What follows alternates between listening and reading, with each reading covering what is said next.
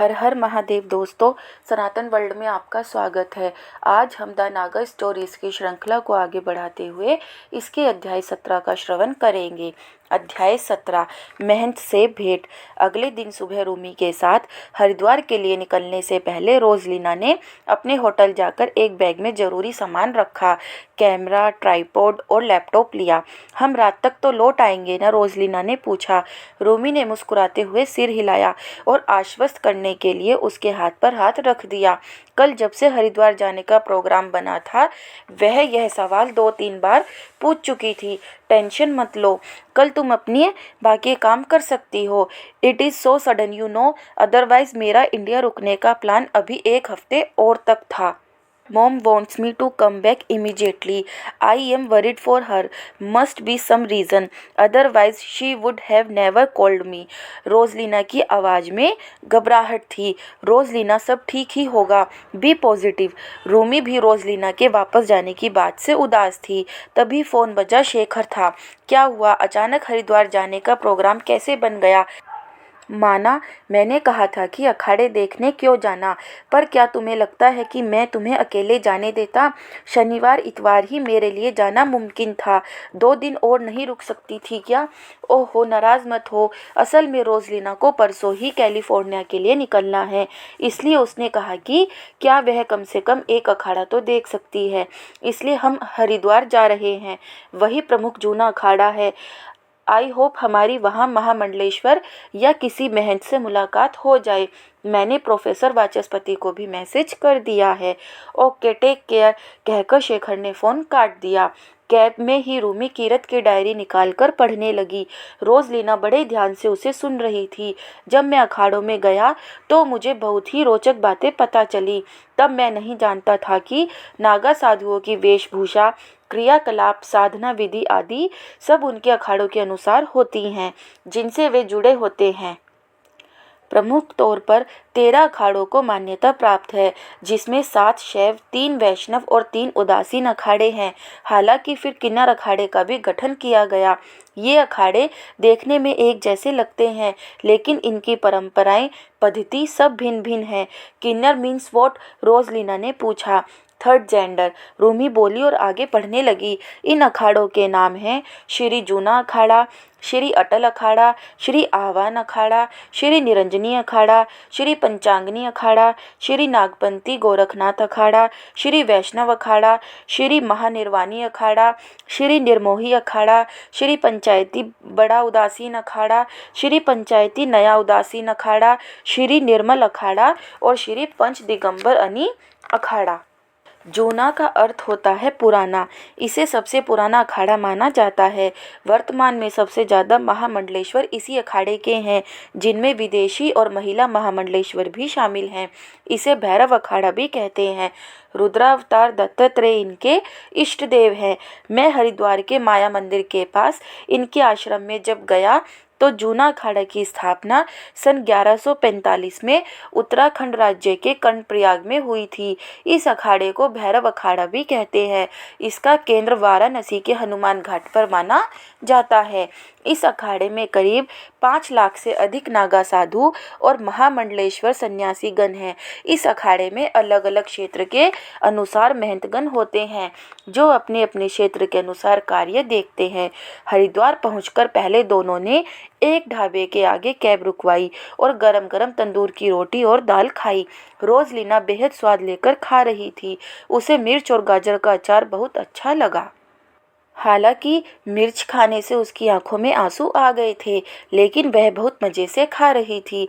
जब वे जूना अखाड़ा के आश्रम में पहुँचे तो दोपहर हो चुकी थी। बहुत अनुरोध करने पर उन्हें जूना अखाड़ा के महंत शिवगिरी से मिलने का अवसर मिला। उनके सामने नीचे ज़मीन पर ही रूमी और रोजलिना बैठ गए। आप चाहें तो कुर्सी पर बैठ सकती हैं, रूमी ने सिर हिलाकर मना कर दिया और वे दोनों फर्श पर बिछी दरी पर ही बैठ गईं। आपने बताया कि नागा साधुओं पर आप शोध कर रही हैं, ठीक है, किंतु क्यों? महंत शिवगिरी के स्वर में रक्षता थी। हमारे बारे में सभ्य समाज की राय कोई बहुत अच्छी नहीं है, तो फिर हमारे बारे में जानने की इतनी इच्छा क्यों? आजकल यह चलन सा बनता जा रहा है। बहुत सारे लेखक और पत्रकार चले आते हैं हमसे मिलने। आप लोगों के बारे में समाज में बनी राय को बदलने की एक कोशिश ही होगा मेरा रिसर्च पेपर। रूमी ने बहुत शालीनता से कहा। रोजलिना भी अपने देश एक सकारात्मक संदेश लेकर जाना चाहती है। कुछ देर मौन रहने के बाद उन्होंने कहा, पूछो जो जानना चाहती हो। इस बार उनका स्वर सपाट था, निर्विकार, तटस्थ जैसे वे होते हैं। जूना अखाड़ा की कोई प्रणाली होती है, आई मीन अखाड़ों की। रोजलिना ने अपना रिकॉर्डर ऑन कर दिया था। अखाड़ा एक खास प्रणाली से जुड़ा होता है। भारत की आज़ादी के बाद इन अखाड़ों ने अपना सैन्य चरित्र त्याग दिया। इन अखाड़ों के प्रमुख ने जोर दिया कि उनके अनुयायी भारतीय संस्कृति और दर्शन के सनातनी मूल्यों का अध्ययन और अनुपालन करते हुए संयमित जीवन व्यतीत करें। देखा जाए तो अखाड़े साधु सन्यासियों के लिए एक तरह से बोर्डिंग, लॉजिंग और ट्रेनिंग की जगह होते हैं। यहाँ साधु ठहरते हैं, खाने पीने का इंतजाम होता है और वे संन्यास की अलग अलग क्रियाओं का प्रशिक्षण लेते हैं। इन अखाड़ों में गुरु शिष्य की परंपरा का पूरा ध्यान रखा जाता है। शिष्य साधु या सन्यासी अपने गुरु को भगवान का दर्जा देते हैं और उनका निर्देश किसी हुक्म से कम नहीं होता। 13 प्रमुख अखाड़ों में प्रत्येक के शीर्ष पर महंत आसीन होते हैं। समझो यह श्री पंचदशनाम जूना अखाड़ा का एक पूरा समाज है, जहां साधुओं के 52 परिवारों के सभी मुखियों की एक कमेटी बनाई जाती है।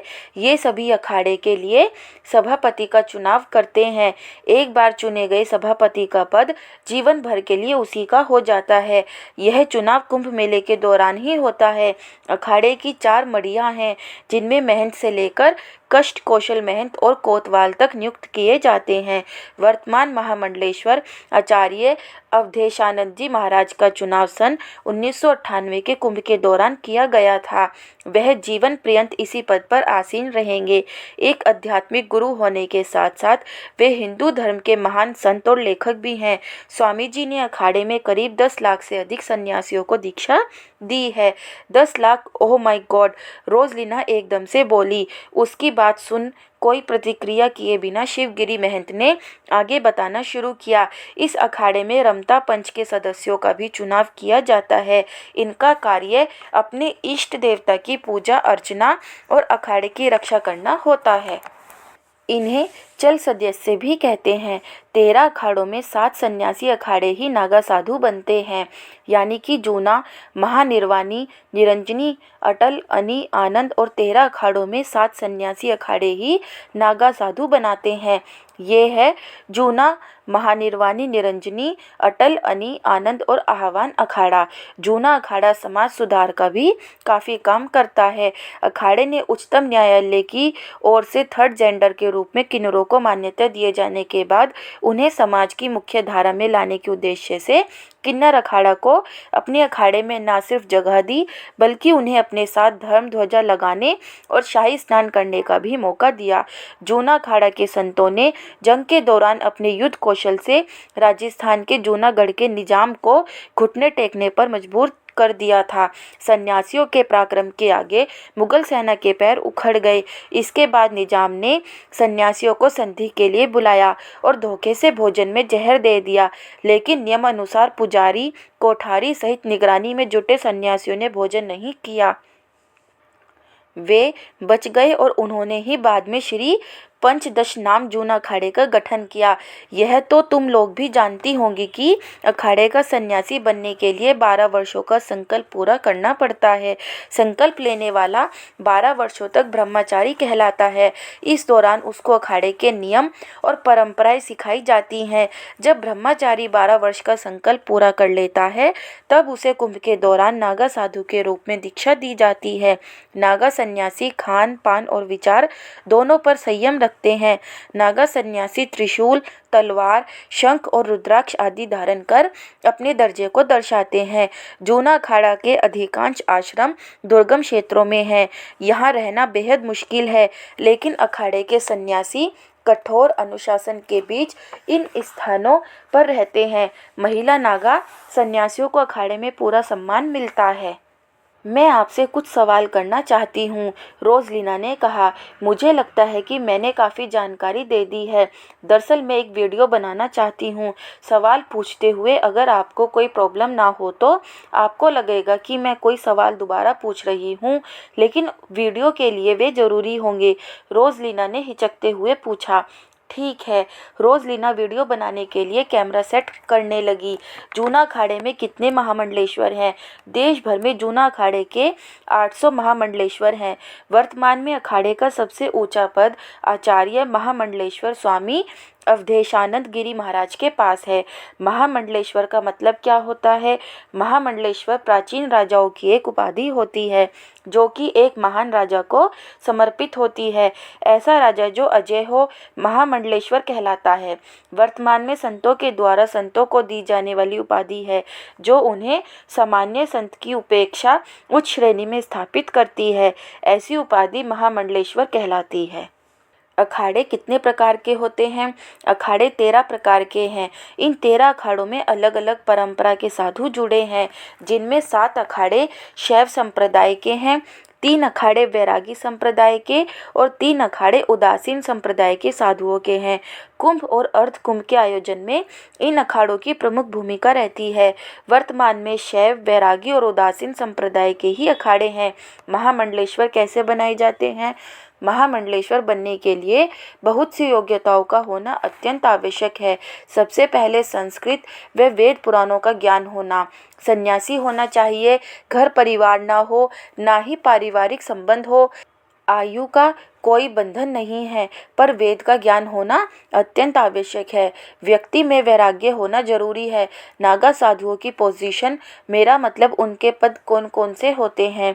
मैंने अनुक्रम में यानी ऊपर से नीचे तक के पद बताता हूँ। सबसे बड़ा पद होता है आचार्य महामंडलेश्वर, फिर महामंडलेश्वर, दिगंबर श्री, पीर महंत, थानापति महंत, जमपतिया महंत, श्री महंत और महंत, यानी कि जो मैं हूँ। किन्नर अखाड़ा के बारे में कुछ बताइए। मुझे खुशी है कि तुमने यह सवाल पूछा। यह नवनिर्मित अखाड़ा है जिसे पहले कुंभ के शाही स्नान में पेशवाई का अधिकार नहीं था, लेकिन 2019 में पहली बार हरिद्वार के कुंभ में किन्नर अखाड़ा की महामंडलेश्वर श्री लक्ष्मी नारायण त्रिपाठी के आह्वान पर इस अखाड़े का जूना अखाड़ा के साथ शाही स्नान किया गया। संस्कृति और समाज से दूर अस्तित्व के दोहराए पर खड़े किन्नर समुदाय का धर्म के मेले में ही राज तिलक हुआ। वह एक अद्भुत दृश्य था। शंखनाद के साथ किन्नर सन्यासी जैसे ही संगम में उतरे, मानव संस्कृति पर लिखे सदियों पुराने पन्ने पलट गए। गंगा के आंचल में वात्सल्य के इन पलों की साक्षी बनी चारों दिशाएं, प्रकृति और ऋचाएं। युगों युगों से उपेक्षित इन लोगों को धर्म ने मानो माँ की तरह बाहें बढ़ाकर अपनी गोद में बिठा लिया। किन्नर अखाड़ा के स्नान के बाद जो नई संस्कृति का अध्ययन लिखा गया वह सदियों तक चर्चा में रहेगा। देवी मंदिरों में श्रृंगार से लेकर बधाई गीतों में किन्नर रहे हैं। हालांकि सालों पहले इनकी भूमिका तुलसीदास जी ने देव धनुज किन्नर नरश्रेणी सादर मंझई सकल त्रिवेणी के माध्यम से स्पष्ट कर ही दी थी। फिर भी चर्चा में उलझे इनके अधिकारों पर संस्कृति और अध्यात्म के मेले में मोहर लगी। सुबह 6 बजे से अखाड़ों के आने का क्रम शुरू हुआ। नागा साधुओं के साथ संत सन्यासियों का रेला बारी बारी से तट पर उतरा और मंत्रोच्चारण के साथ गंगा स्नान किया। इसके बाद जूना अखाड़े के साथ माई बाड़ा फिर अपने निशान और पहचान के साथ किन्नर अखाड़ा संगम की ओर चला। जैसे जैसे वह आगे बढ़ रहे थे, वहां से गुजरने वाले हर भक्त के कदम उन्हें देखने को थम रहे थे। इन ऐतिहासिक क्षणों को आंखों के साथ दिल में कैद करने के लिए सूरज और ठिठुरन के बीच करीब 5 घंटे के मुकाबले के बाद आस्था जीतती नजर आई। लाल साड़ी पहने किन्नर अखाड़े की महामंडलेश्वर लक्ष्मी नारायण त्रिपाठी के साथ भवानी और गुरु माता के साथ श्रद्धालुओं का बड़ा हुजूम तट किनारे तक पहुंचा। गंगा में उतरते ही बम बम बोले जय जय शिव ध्वनि के साथ मुख्य धारा के लिए सालों तक चले संघर्ष ने डुबकी लगाई और इस तरह धर्म की लहरों के बीच एक उपेक्षित समाज का तिलक वंदन हुआ। गंगा भी कुछ ऊपर तैरती लगी और उनके चरण रज के जरिए यह पल कुंभ के इतिहास में कैद हुआ। रूमी और रोज़लिना टकटकी बांधे महंत शिवगिरी को देख रही थी। मेरे ध्यान का समय हो गया है। वह अपनी कुटिया से बाहर चले गए। क्या इस समय और कोई मिल सकता है? रूमी ने बाहर आकर पूछा। आसपास घूमकर देख लें, कोई मिल जाए तो। वहाँ बैठे एक साधु ने कहा। शाम हो गई थी। उन्होंने आसपास नजरें घुमाई। माया मंदिर खुला हुआ था। समझ नहीं आ रहा था कि किससे पूछें। हमें चलना चाहिए, रोजलीना बोली। मंदिर चलते हैं, हो सकता है वहाँ कोई कुछ और बता सके। रूमी के मन में उम्मीद जागी। यूं नो रोजलीना, ऐसा माना जाता है कि देवी सती यानी भगवान शिव की पत्नी पार्वती का हृदय और नाभि उस क्षेत्र में गिरी थी जहाँ आज मंदिर है, और इसलिए इसे कभी कभी शक्तिपीठ भी कहा जाता है। देवी माया हरिद्वार की अधिष्ठात्री देवी है। वह 3 सिरों वाली और 4 भुजाओं वाली देवी हैं, जिन्हें शक्ति का अवतार माना जाता है। मंदिर एक सिद्धपीठ है जो पूजा का स्थान है, जहाँ मनोकामनाएं पूरी होती हैं। यह हरिद्वार में स्थित 3 ऐसे पीठों में से एक है। अन्य 2 चंडी देवी मंदिर और मनसा देवी मंदिर हैं। हिंदू पौराणिक कथाओं के अनुसार सती ने अपने पति के प्रति अपने पिता के अपमानजनक व्यवहार का बदला लेने के लिए खुद को आग लगा ली थी। जब भगवान शिव को पता चला कि सती ने उनका सम्मान बनाए रखने के लिए खुद को मार डाला, तो वे क्रोधित हो गए। क्रोधित शिव ने सती के मृत शरीर को लेकर पूरे ब्रह्मांड का भ्रमण किया। इस भ्रमण के दौरान सती के शरीर के विभिन्न अंग अलग अलग स्थानों पर गिरे। हिंदुओं का मानना है कि सती की नाभि और हृदय उसी स्थान पर पाए गए थे जहां आज हरिद्वार में माया देवी मंदिर है। मंदिर में उस समय भीड़ नहीं थी। एक पुजारी था जो आने वालों को चरणामृत व प्रसाद दे रहा था। आप क्या अखाड़ों या नागा साधुओं के बारे में कुछ बता सकते हैं? रूमी ने पूछा। तो वह रुखाई से बोला, हम क्या जाने, सामने जूना अखाड़ा का आश्रम है, वहां जाओ, लेकिन इस समय कोई नहीं मिलेगा। वापस लौटते समय रोजलीना को कैब में झपकी आ गई तो रूमी कीरत की डायरी पढ़ने लगी। बहुत ही संक्षिप्त रूप में उसमें बाकी अखाड़ों के बारे में लिखा हुआ था। वह पढ़ने लगी। अटल अखाड़े को सन 559 ईस्वी में गोंडवाना क्षेत्र में स्थापित किया गया। भगवान गणेश इनके इष्ट देव हैं। इसकी मुख्य पीठ पाटन में है। इस अखाड़े में केवल ब्राह्मण, क्षत्रिय और वैश्यों को ही दीक्षा मिलती है। अन्य वर्णों को इस अखाड़े में नहीं लिया जाता। आह्वान अखाड़े की स्थापना 646 ईस्वी में मानी जाती है, जिसे 1603 में पुनः संयोजित किया गया। इस अखाड़े का केंद्र काशी में है। इसके इष्ट देव श्री दत्तात्रेय और श्री गजानन दोनों हैं। ऋषिकेश में इस अखाड़े का प्रधान आश्रम स्थापित किया गया है। यह अखाड़ा साध्वियों की दीक्षा को निषेध करता है। निरंजनी अखाड़े के 50 महामंडलेश्वर हैं। 14 अखाड़ों में निरंजनी अखाड़ा सबसे शिक्षित अखाड़ा माना जाता है। 826 ईस्वी में गुजरात के मांडवी में स्थापित निरंजनी अखाड़े के इष्ट देव भगवान शंकर के पुत्र कार्तिकेय को माना जाता है। निरंजनी अखाड़े में दिगंबर, साधु, महंत व महामंडलेश्वर पद होते हैं। भारत में इलाहाबाद, उज्जैन, हरिद्वार, त्र्यंबकेश्वर और उदयपुर में इसकी शाखाएं हैं। पंचांगनी अखाड़े की स्थापना 1136 में हुई थी। गायत्री इसके इष्ट देव हैं। काशी इनका प्रधान केंद्र है। चारों पीठ के शंकराचार्य इनके सदस्यों में शामिल हैं। इस अखाड़े में सिर्फ ब्राह्मणों को ही दीक्षा दी जाती है। ब्राह्मण के साथ उनका ब्रह्मचारी होना भी आवश्यक है। नग्न रहने और युद्ध कला में माहिर होने तथा हठ योग की परंपरा में पारंगत होने के लिए प्रसिद्ध नाग परंपरा के गोरखनाथ अखाड़े में 12 पंथ शामिल हैं। अहिल्या गोदावरी संगम पर स्थापित गोरखनाथ अखाड़े की स्थापना 866 साल में हुई। इस अखाड़े की प्रसिद्धि योगिनी कौल संप्रदाय नाम से है। वैष्णव अखाड़े की स्थापना 1595 में दारागंज में श्री मध्य मुरारी द्वारा स्थापित की गई।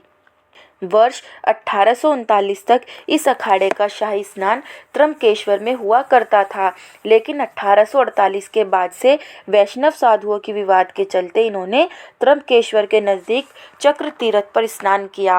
रोजलीना ने आंखें खोली तो रूमी को डायरी पढ़ते देख बोली, प्लीज़ मुझे भी पढ़कर सुना दो। नो मैं हिंदी ठीक से पढ़ नहीं सकती। रूमी मुस्कुराई और पढ़ने लगी। महानिर्वाणी अखाड़ा 671 ईस्वी में स्थापित किया गया था।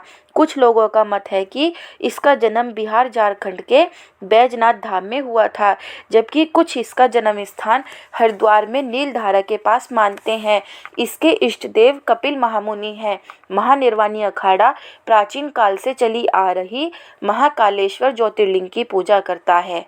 1720 में श्री रामानंदाचार्य द्वारा स्थापित निर्मोही अखाड़े के साधु बड़े रहस्यमयी होते हैं। इस अखाड़े के मठ और मंदिर उत्तर प्रदेश, उत्तराखंड, मध्य प्रदेश, राजस्थान, गुजरात और बिहार में हैं। पुराने समय में इसके अनुयायियों को तीरंदाजी और तलवारबाजी की शिक्षा भी दिलाई जाती थी। बड़ा उदासीन अखाड़ा के संस्थापक श्री चंद्राचार्य उदासीन हैं। इस अखाड़े का उद्देश्य सेवा करना है। इस अखाड़े में 4 महंत होते हैं जो कभी सेवानिवृत्त नहीं होते हैं। श्री पंचायती नया उदासीन अखाड़ा श्री पंचायती बड़ा उदासीन अखाड़े के कुछ साधुओं ने विभक्त होकर स्थापित किया। इस अखाड़े में उन्हीं को नागा बनाया जाता है जो 8 से 12 साल की उम्र के होते हैं, यानी जिनकी दाढ़ी मूछ ना निकली हो। मध्य प्रदेश के बेरार में 855 में स्थापित आनंद अखाड़े का मुख्य केंद्र वाराणसी में माना जाता है। इस अखाड़े का शाही स्नान आह्वान अखाड़े के साथ होता है। आकर्षक ढंग से सजे और भगवान शंकर का तांडव करने के साथ साथ इस अखाड़े के साधु धन, बल, जन बल और समृद्धि का प्रतीक माने जाते हैं। श्री पंच दिगंबर अन्य अखाड़े में सबसे ज़्यादा खालसा है। वैष्णव संप्रदाय के अखाड़ों में इसे राजा कहा जाता है। रूमी को झपकी आने लगी तो उसने डायरी रोजलीना को दे दी और सीट पर सिर टिकाकर आंखें बंद कर ली। वह सोच रही थी, वास्तव में कितनी रहस्यमयी और गूढ़ दुनिया है। इन नागा साधुओं की कठिन जीवन है, लेकिन वे प्रसन्नता से उसे जीते हैं क्योंकि उसे उन्होंने बिना किसी बाध्यता के सहर्ष जो स्वीकारा है। दोस्तों, अगर आपको यह वीडियो अच्छी लगी हो तो प्लीज़ वीडियो को लाइक और चैनल को सब्सक्राइब करें और कमेंट में हर हर महादेव लिखना ना भूलें। हर हर महादेव।